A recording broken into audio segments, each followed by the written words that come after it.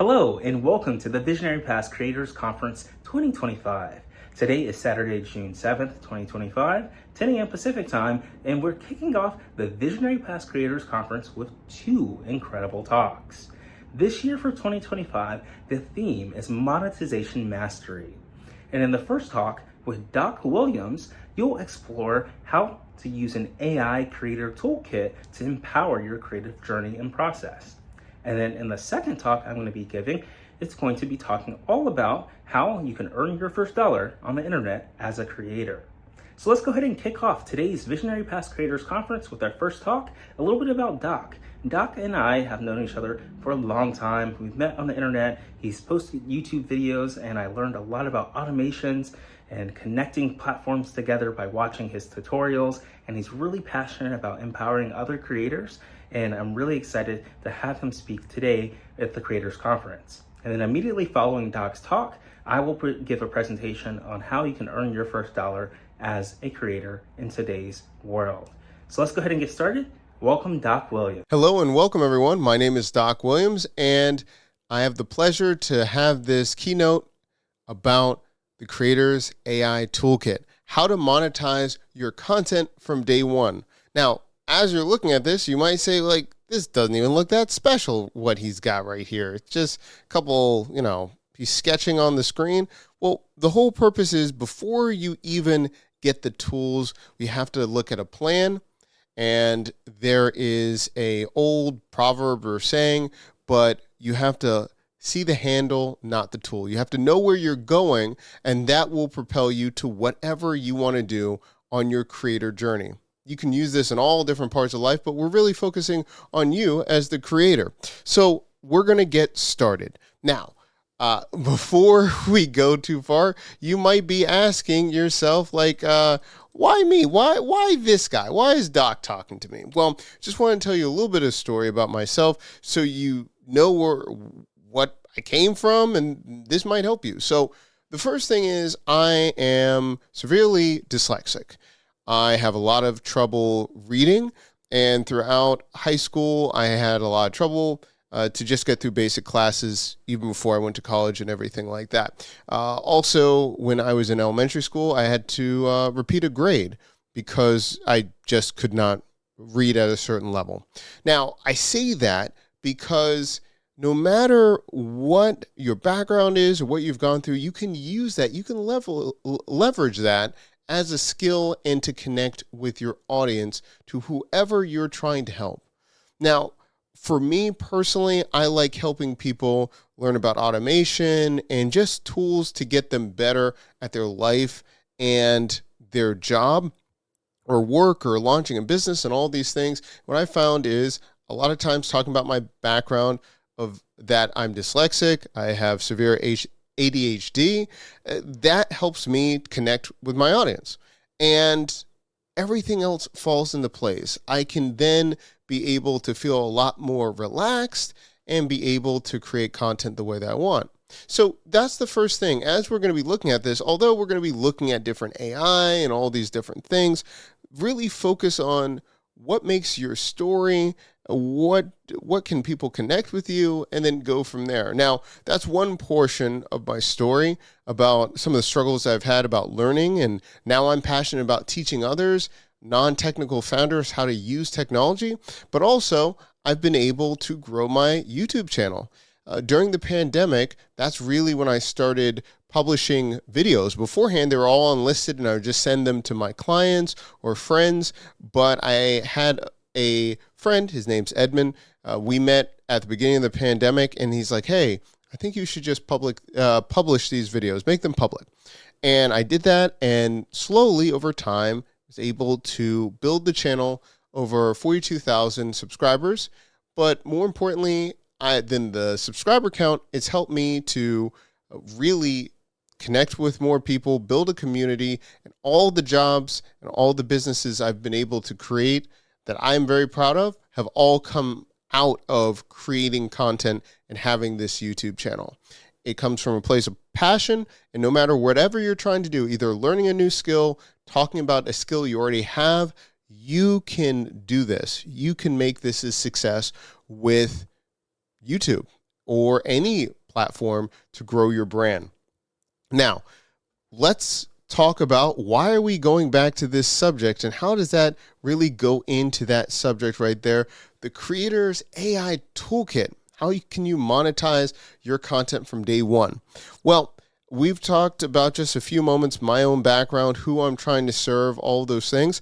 But now, especially in 2025, having these tools out there, you can be scaling and be able to start as a creator in a better position for you to have sustainability, create content that you care about, and sustain whatever you want to do by using the power of AI. And we're going to go through examples and tools at the end, but it's important to look at just a few things about planning to make sure you go in the right direction. So let's take a look at this.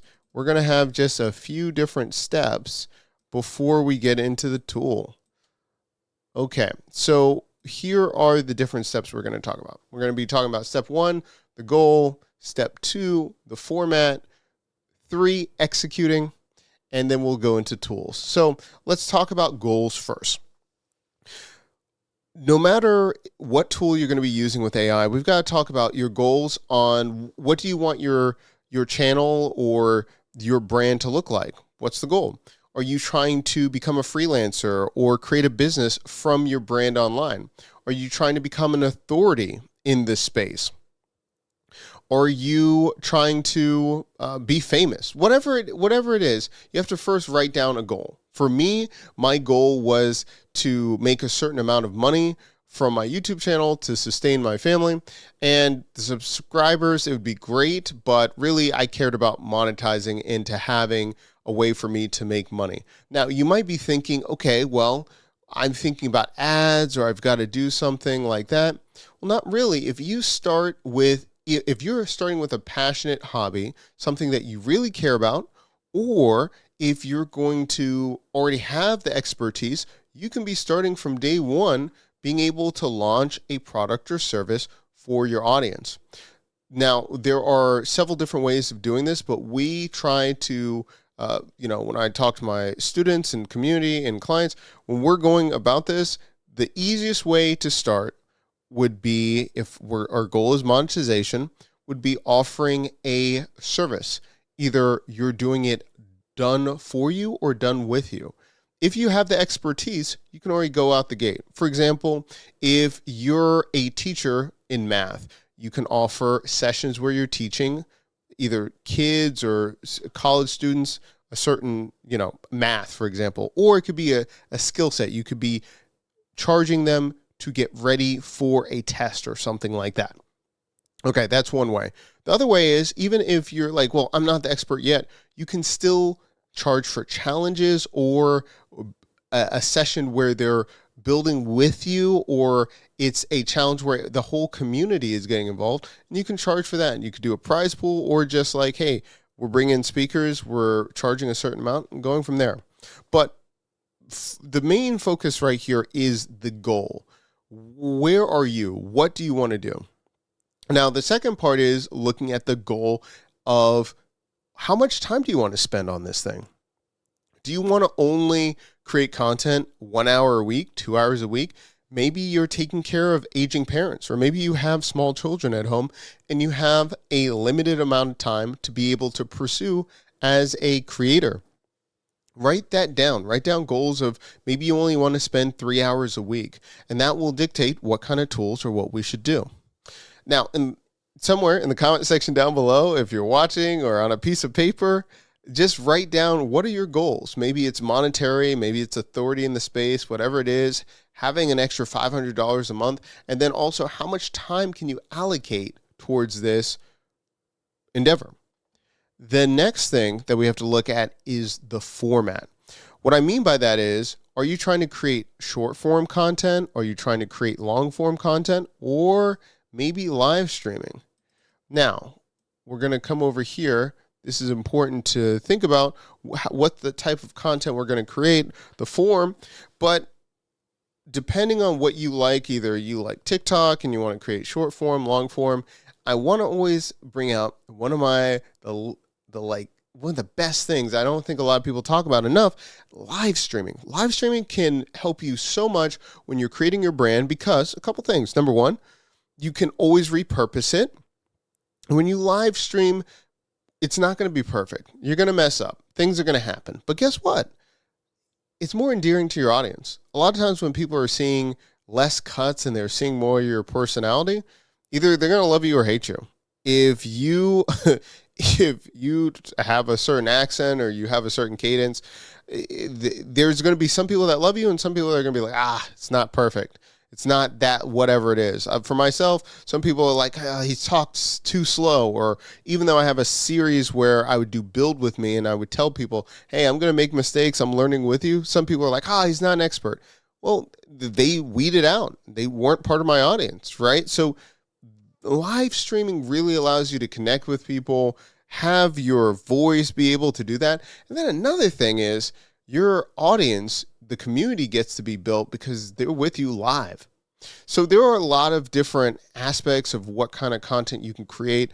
I'm biased. I think everyone should try at least live streaming and then branch out. But live streaming allows you to do that. Also, too, if you even have guests or something on your live streams, you can turn that into podcasts, strip the audio, do all of those things. And we'll talk about tools how to do that. But think about what you like.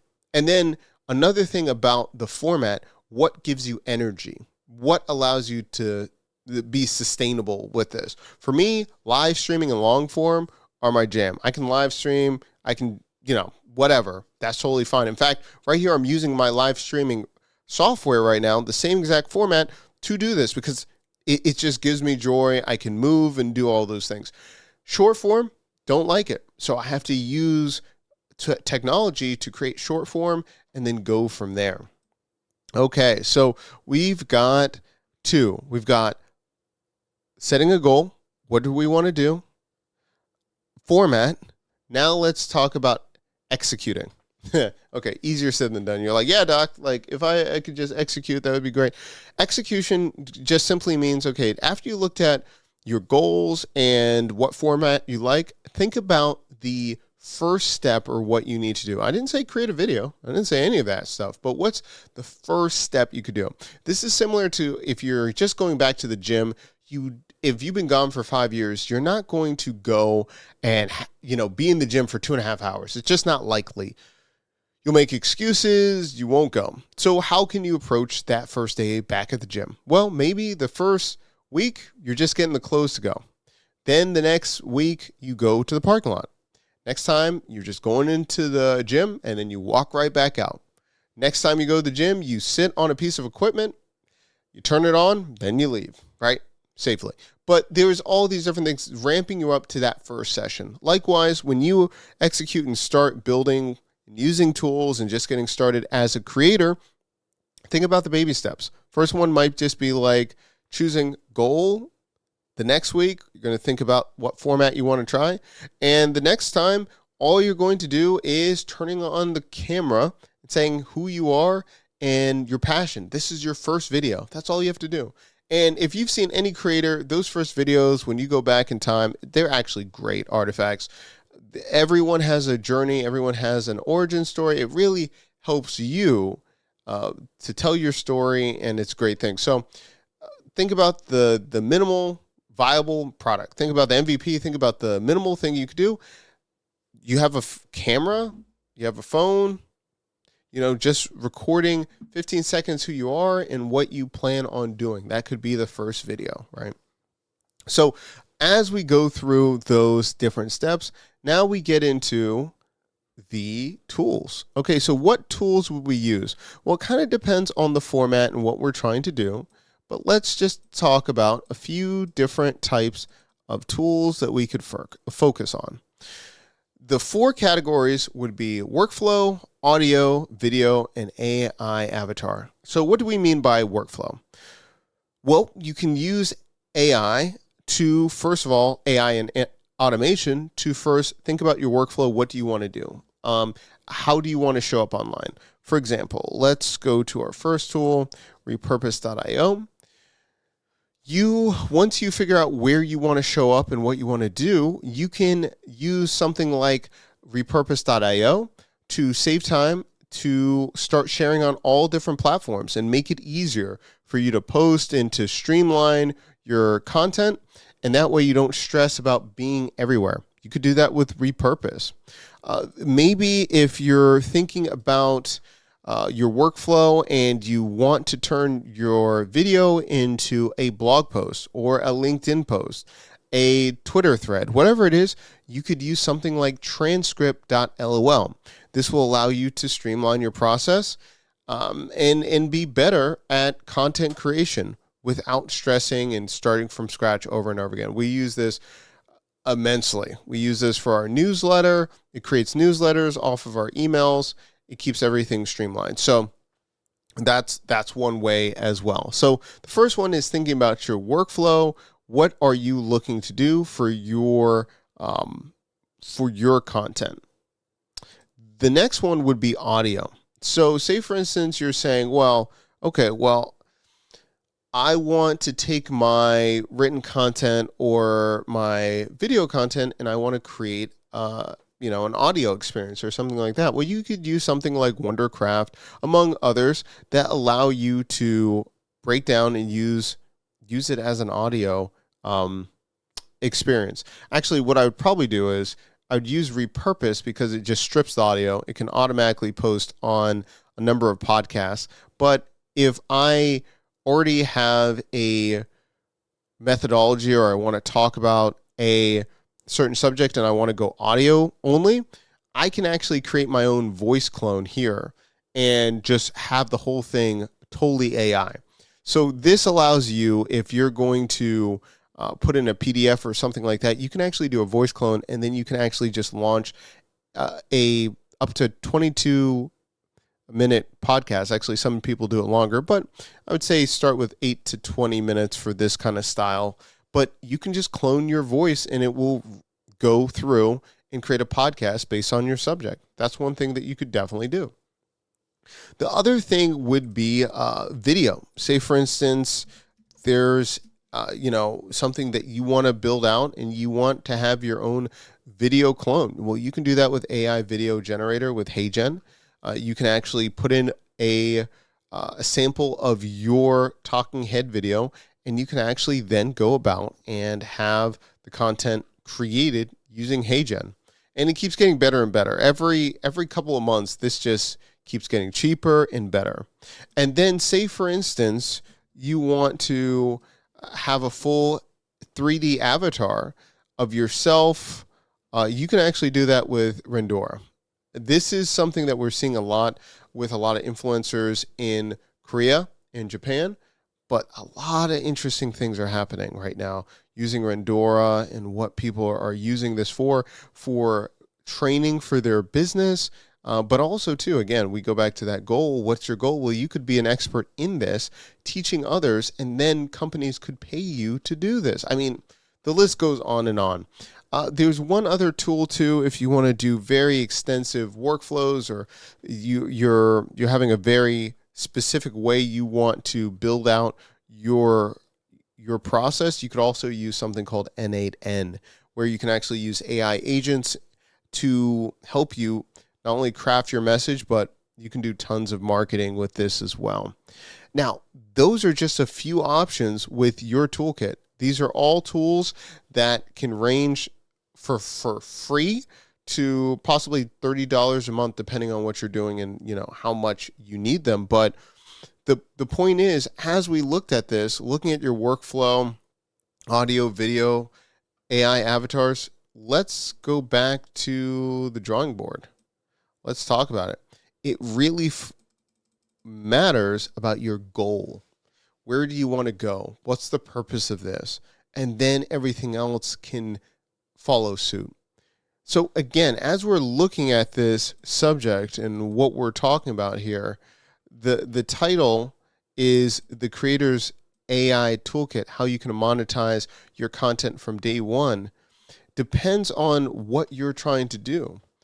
If you want to create an experience where you're selling your services or your methodology, you can use some of these tools to do this. You could sell your workflow. You can sell an audio experience, a video experience. So many different ways you can do this. In fact, for us, we use AI as Doc's help desk, where people pay to have access to my own custom GPT, where they can learn how to test their idea for their side hustle, validate it, and go to market to make their first dollar online, right? So that's one way, but you can use tons of these different tools. But the whole thing is focus on the end goal, focus on what you want to do. What do you need help with? Where do you want to go? And then finding these tools that align with what you want to do will be so much easier than feeling so overwhelmed that you have to download and try every single tool. Focus on the mission, focus on what you want to do, and work from there. Can't wait to see what you create in 2025. If you're just getting started on your journey, please reach out to me. Let me know what tool you want to use, what your goals are, and make sure that you just have someone in your corner to support you on your creator journey. Thank you so much for your time, and thank you, Justin, for allowing me to be here as a keynote speaker, and can't wait to see you create content and make money online. Hello everyone, I'm Justin Harris. I'm the founder and CEO at visionaryPass, and at the Creators Conference 2025, I'm going to speak to you today about generating your first dollar online as a creator. But before we dive in, let's talk about my career as a creator. I started in the early days of YouTube around 2007, prior to the creator economy existing. I started when everything was passion driven. People just made videos because they cared deeply about the topic or they wanted to share it with other people. But what's really fascinating is that YouTube actually started out as a dating website and not necessarily a video sharing platform. You're supposed to be able to upload a video of yourself and meet your potential soulmate on the platform. And then we realized that it's a really good opportunity to upload and share funny videos and transmit data in a really clever way that had never been done before in the early days of 2005, 2006. So I started about 3 years after YouTube was founded, and I got a little toy camera for Christmas, and I didn't really know what to think of it other than be fascinated that you could turn it on. It had like 4 or 5 buttons on it. I could make homemade videos. I edited them in Windows Movie Maker and was really passionate about filming videos around the house. And then I'd upload them to this site called YouTube and have an archive of all my videos that I created. But I did that because I had a passion for filming around the house, and I had a passion for creating content. Shortly in 2008, after a year of uploading family videos, I found out about the Mac and got really excited about using Apple technology as a way to design websites and to make music and to be a creative. So I wrote a 4-paragraph essay to my parents and was like, here's why I need a Mac. And the main selling point was I would break my Windows PC with a virus, downloading, whatever, and then ruining it every month. So they would spend $200, $300 a month getting it fixed. And I'm like, well, if I just get a Mac, I'll never get another virus again, and you can save that $300 a month, and then I can be creative. And they bought it. So that 4 or 5 paragraph essay that I wrote was really helpful. It outlined every feature and how I would use it to create a web design business, how I would learn how to be a creative. And that's when I started uploading videos about Apple technology. That was a really small community, maybe about 10 of us on the internet around the world that cared about uploading videos on YouTube about tech.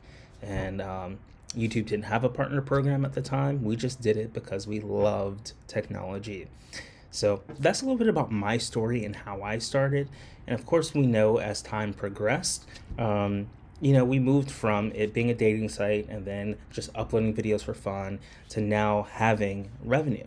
In the beginning days, it was still kind of confusing. Like, how do you make money from this? There was no structured program. And unless you were like a journalist, it wasn't, really popular to talk about tech or to talk about anything on the internet and get paid for it. You had to be like an official journalist at a newspaper.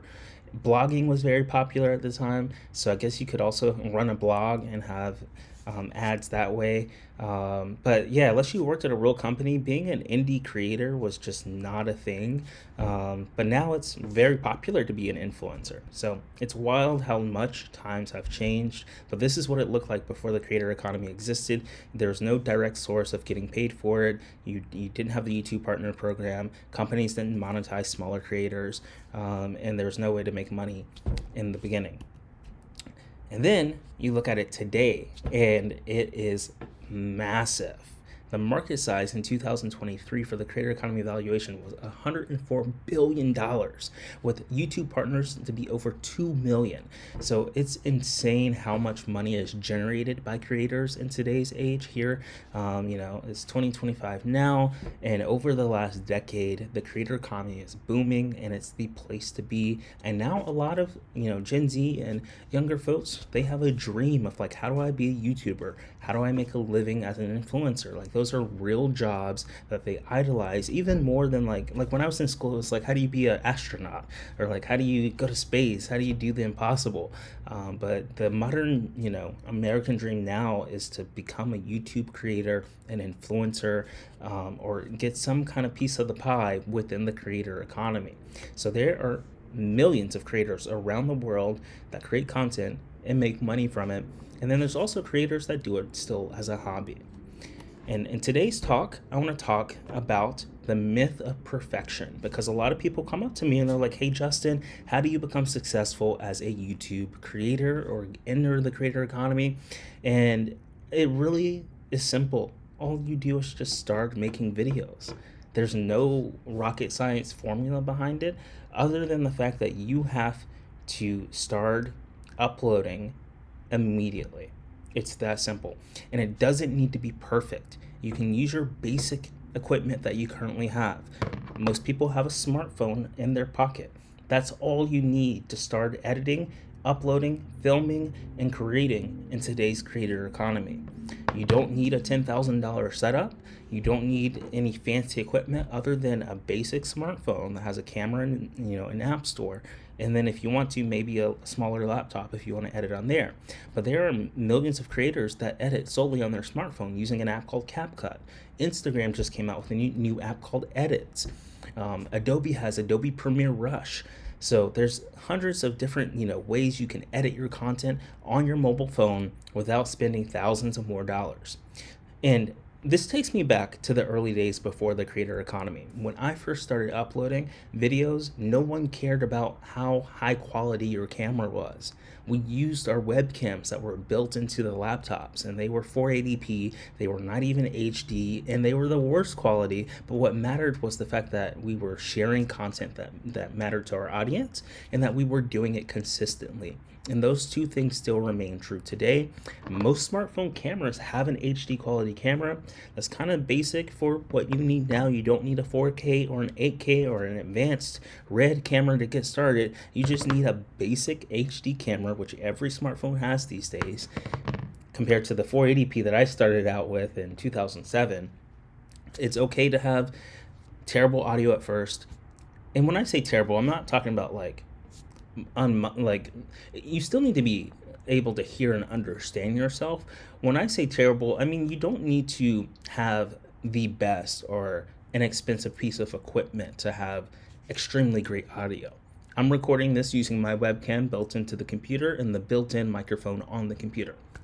That's all I need. I don't need any fancy $10,000 microphone or any $10,000 camera to film me. You just need your basic equipment to get started, and it doesn't need to be perfect on day one. So what matters is that you create authentic content and real content consistently and frequently, whether it's with a fancy camera or a basic camera. It does not need to be perfect on day one. So when people come up to me, I just tell them to start uploading, start creating, and to ignore making perfected content. It doesn't need to look amazing on day one. So that's really key to getting started here on the creator economy in today's world. So key point one is to upload trash. Start now, embrace the rawness, and the ideas trump quality when you first start. It's important for you to outline your content calendar, to hit record, and to immediately start getting yourself out there. And this works for a lot of reasons, because over time you will learn how to perfect that content and make it better. It doesn't need to be perfect on day one. So when I say upload trash, I'm not saying upload something that is garbage to the point where your audience doesn't understand your message. What I'm saying is upload something that is not perfected a million times. Upload something that's very basic. Upload something that doesn't have all the bells and whistles. Maybe it doesn't have sound effects in the first video. Maybe it doesn't have all the fancy transitions. Maybe you just took out your phone and started recording and then edited and spliced that together, made it very basic. And to you that may be like, oh, this looks like trash, right? But that's all you need to do to get started. That's how you become a YouTuber. You make your first video. It doesn't need to be perfect. It can be perfect if you don't want to spend the extra 10 to 15 hours editing it and putting in all the bells and whistles. But in order to get started, all you have to do is just take out your phone and record a basic video that may be quote unquote trash and may not have all the bells and whistles at first. But if you upload enough trash week after week, you will perfect it. It will get better. You will learn how to, make this into a process and a system, and things will work out. So that is my most important tip that I tell people when they come up to me and they're like, how do you become a YouTuber? If you look at my old YouTube videos, they're very trash, like they're very terrible. I'm not afraid of uploading content that is very basic and it doesn't, I stay true to my roots. Back when I was uploading videos in 2007, 2008 and had the worst quality camera, I still don't mind uploading videos with the worst quality camera in 2025. I know a lot of people would not recommend that, but at the same time, me personally, I've been in this industry for over a decade, and it is okay for it not to be perfect on day one, and you will learn how to make it better week after week as you upload more trash. So that's one of my key points that I highly recommend. You'll learn by doing. It's important that you create with whatever you have. So you start with your smartphone, and then once you start making your first, profit, then you can go out and maybe expand, get a nicer quality audio system or a nicer camera. But there are still people that have millions of subscribers and just use their smartphone to film. You don't necessarily need a fancy camera. That is totally the myth of perfection. You don't need anything fancy other than basic equipment to upload trash. So you create content, you get feedback from your audience.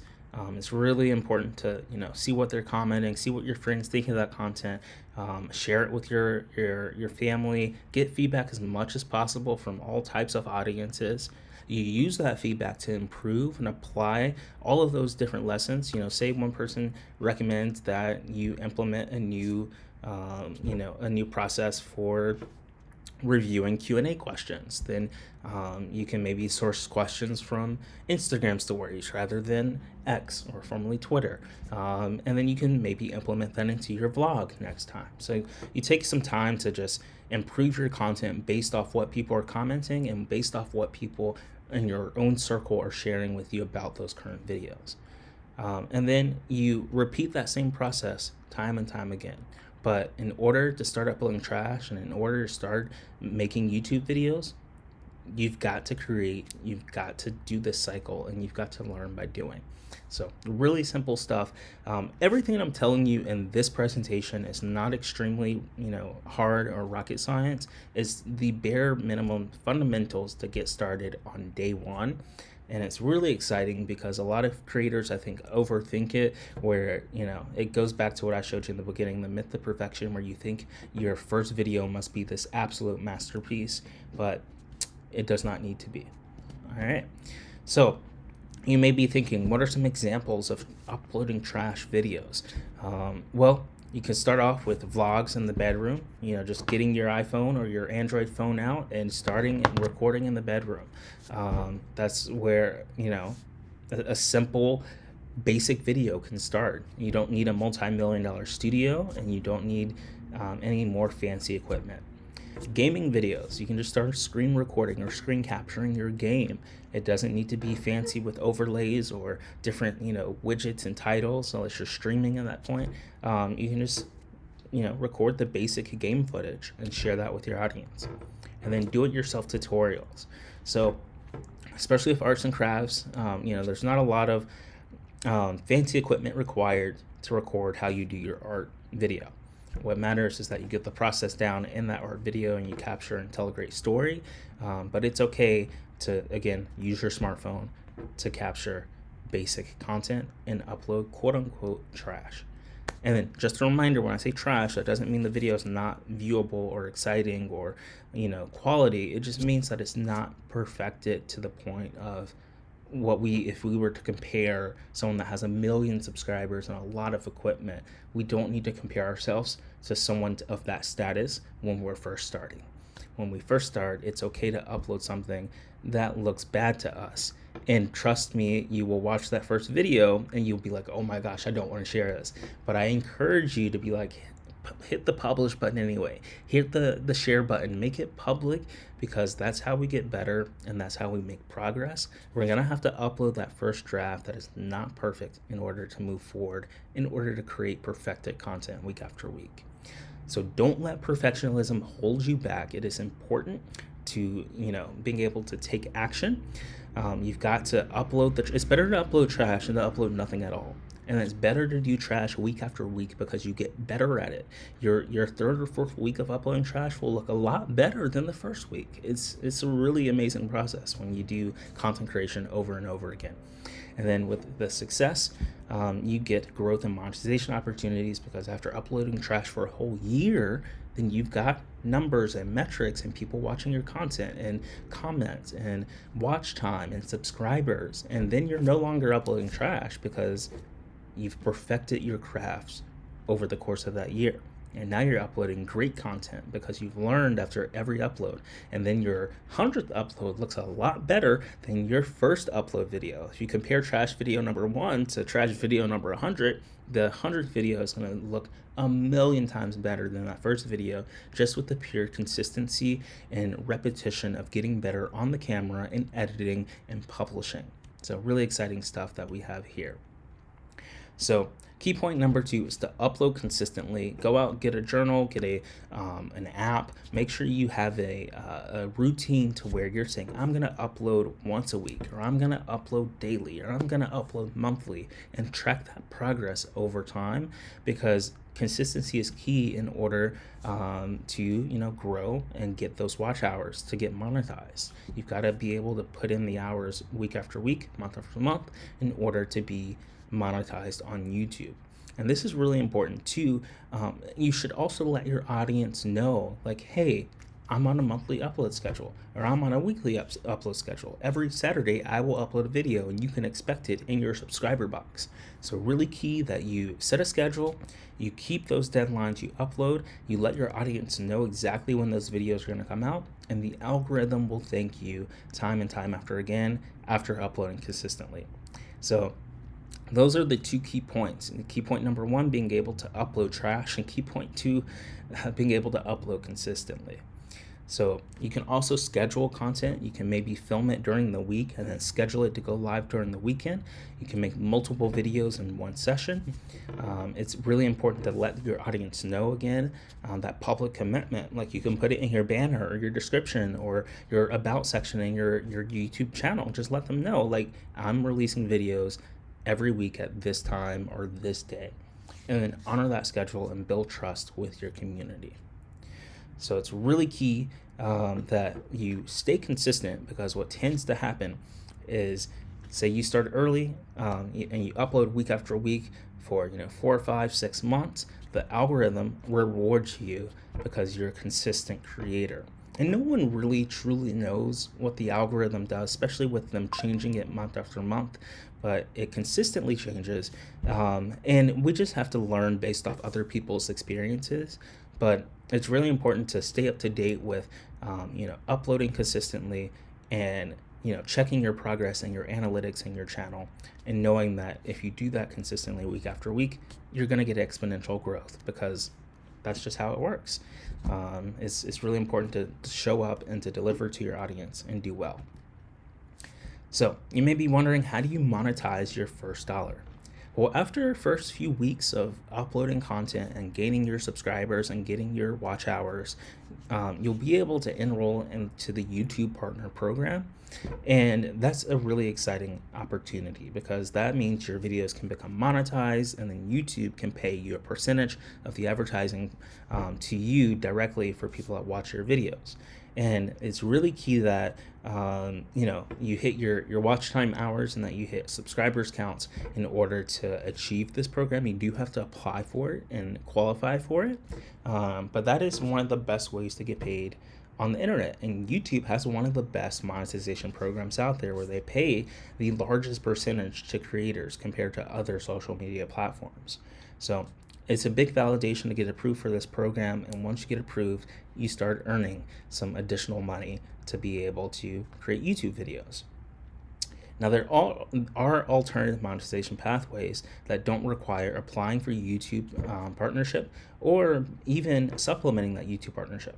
One is affiliate marketing. So if you have Amazon affiliate links, or if you have affiliate links with the apps or services or products that you're recommending, you can include those in your bio. You do need to disclose to your audience that they are affiliate links, but when they click and buy that product, you'll get a percentage of that sale.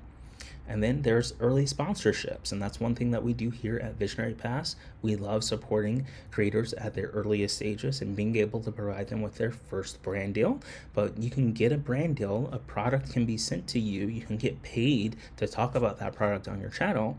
And as an early creator, you would probably look for micro or be considered as a micro influencer, and reach out to smaller companies that want to be able to support that process. So really exciting to be able to supplement or have an alternative monetization strategy of early sponsorships. Now, donations. This is my absolute favorite way of getting paid on the internet, because donations come from your fans, your audience, people that love your content. I have raised hundreds of dollars through donations using platforms like Patreon and Buy Me a Coffee, where you can set up a platform, a page, and say, hey, if you enjoyed this video, be sure to buy me a coffee at my link in the description, where they can send you $5 and write a testimony about why they like your video or your product. And then same with Patreon. If you want to do a podcast or deliver more videos behind the scenes, you can say subscribe to my Patreon page for $5, $10. You can set the prices, and then you can get additional revenue through these alternative monetization programs using donations. And then the fourth way is merchandise. You can sell a t-shirt, you can sell your logo, some stickers, some swag to your audience. And these are kind of the four pillars to how you can make additional money as a creator when you get started. So you don't always have to go straight to the YouTube Partner Program. You can start with one of these four. I would recommend starting with donations, reaching out to your friends, family, and everyone else and saying, hey, I'm creating a YouTube channel. It'd be cool if you would subscribe to my Patreon or my Buy Me a Coffee page, and every Saturday I will produce this and send it to you. You can sell different merch and really exciting stuff. So clear ways to get monetized. So that's how you can go ahead and get started with going from passion project to paycheck. It's really fascinating how much this has grown over the last decade. It's been 20 years since YouTube was started, and we can see creators like MKBHD and Jack Conte that have proved that you can have a sustainable career starting out with something that you love, that you're passionate about, and then making a living off of it. So tools for today's creators, we talked a lot about YouTube, where, you'll need 1,000 subscribers and 4,000 watch hours to get started with your ability to monetize on there. And then TikTok, they've got the creator fund and live gifts that requires 10,000 followers. Instagram has branded content and shop that requires 10,000 followers, and Twitch has subs, bits, and ads with affiliates of 50 followers. So those are the tools and the platforms. If you want to make money on the internet, those are the metrics that you need to qualify for those programs within the respective app. So how do you overcome these fears? Because we talked about the myth of the myth of perfection. We talked about the myth of perfection earlier, and sometimes there are fears beyond that. So you may think like the quality anxiety. It may not look perfect, right? It may not be the best video, but remember that it's okay to have imperfect content. It's okay to start with trash. You don't want to compare yourself to someone that has 1 million subscribers. That is a death sentence to be like, my entry level video here doesn't look like the $1 million studio. That it will, no, they're not supposed to. There are two different types of content. People that subscribe to you at first will understand that you're just getting started, and it's okay not to look like $1 million studio. And then algorithm worry. So a lot of the bigger creators sometimes don't have to worry about the algorithm as much, but the key is to focus on stuff that you enjoy the most, and consistency matters more than the algorithm hacks of trying to get first on the page or other tips with thinking about content. And then we also know things like thumbnails matter a lot. Your title matters a lot. So all you have to do is just start uploading trash, and then over time you'll get better at it. So key habits for new creators: you want to upload consistently, you want to iterate and improve, you want to build community, and follow your passion. So those are the key habits that I highly recommend that you get started with. And it's really exciting because it's never too late. I know YouTube seems very saturated right now, but it's not the end of the world. You can always make it as a creator in 2025 or beyond, even though there is a massive amount of opportunity for it now and a lot of people in the space. So I started out with humble beginnings from, just uploading videos around the house in 2007, moving on to building relationships, and then, perfecting that progress. But the key for me is I've always remained true to uploading trash-like content. I still do not myself have $1 million studio, and I'm okay with uploading videos I film on my Ray-Ban Meta glasses or on my iPhone or with an $1,000 vlog camera. Like, I don't need the $1 million camera to upload consistently and to upload content that I like. So really simple stuff, and that's where I have started and created.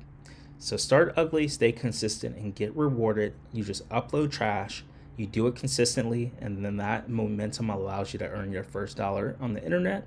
And then, of course, you'll want to pick one of those 4 pillars to get started. If we go back to those 4 pillars here: alternative monetization pathways. Pick one of these before you even qualify for the YouTube Partner Program, and you will easily make your first dollar on the internet, whether it's through affiliate marketing, donations, early sponsorships, or merchandise. Just pick one to focus on, and you will be well on your way to getting started.